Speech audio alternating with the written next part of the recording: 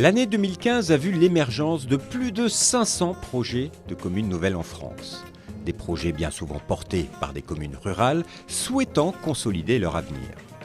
Dans certains cas, ce sont des communautés de communes qui deviennent communes nouvelles, comme celle du Bas-Ségala en Aveyron.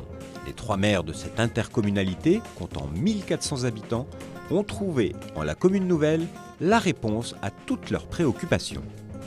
On avait une préoccupation majeure depuis de nombreuses années, depuis les années 2010-2011, qui était l'évolution de notre intercommunalité, qui devait à terme disparaître compte tenu de sa faible taille. Donc on savait qu'on était destiné à des formes de regroupement. On a été alerté par des collègues, sans recherche particulière. On a vraiment été mis sur cette piste un peu par hasard. Nous on est là, à Rose, c'est la nouvelle commune nouvelle du Bas-Ségala, 1700 habitants. La cheville ouvrière de tout ce montage, tout ce projet, c'était les 3 maires. On fonctionne ensemble très bien, les décisions se prennent très fluidement. On a déjà une habitude de mise en commun importante. Entre nous, je pense qu'on n'a pas eu de doute, on a très vite compris que c'était la formule d'avenir qui s'imposait. Là où on a eu plus de doutes ou de difficultés, c'est avec l'ensemble des conseillers n'a pas adhéré au premier jour. Mais in fine, à peu près tout le monde s'est retrouvé. Pour les 3 maires, l'année a été intense. Dès janvier, c'est la période d'études et explications auprès des différents élus du territoire. C'est également la mise en place d'une charte de la commune nouvelle finalisée en juin.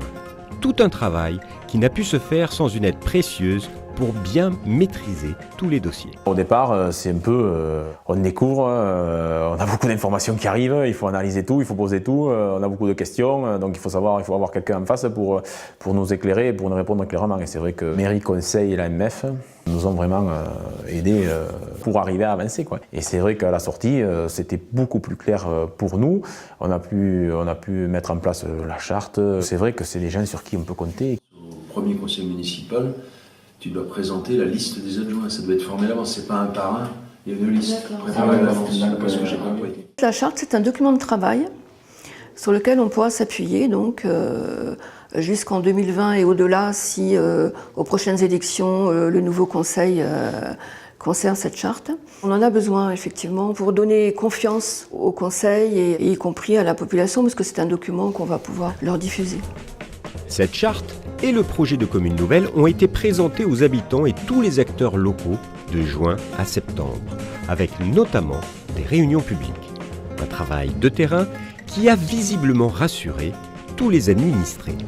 La consultation a été très bien suivie et très bien menée, donc les gens ont été informés. Je pense qu'a priori, ils sont favorables. Les petites communes sont faites pour évoluer et je pense que si on reste en l'état, il n'y a pas d'avenir pour nous. Donc moi je ne vois que du bien en fait à cette évolution. Après la période de consultation, les 3 conseils municipaux votaient fin septembre la création de la commune nouvelle. Début novembre, sa création était officialisée par arrêté préfectoral et désormais, avec la réunion des 3 communes et de l'intercommunalité, les perspectives sont positives à plus d'un titre.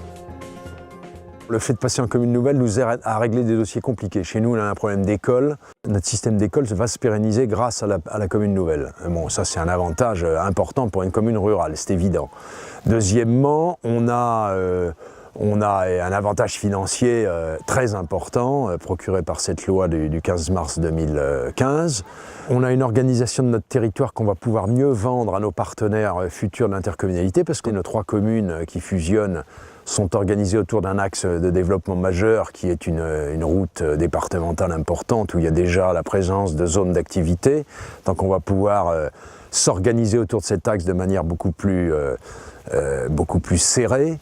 On a par ailleurs des projets d'investissement en direction des seniors et de la jeunesse qui vont être facilités. Donc on a bien l'intention d'accompagner cette dynamique territoriale et le fait d'être ensemble, constituer des communes nouvelles plus importantes est un avantage et permet des transitions plus douces, sûrement, et au service du territoire.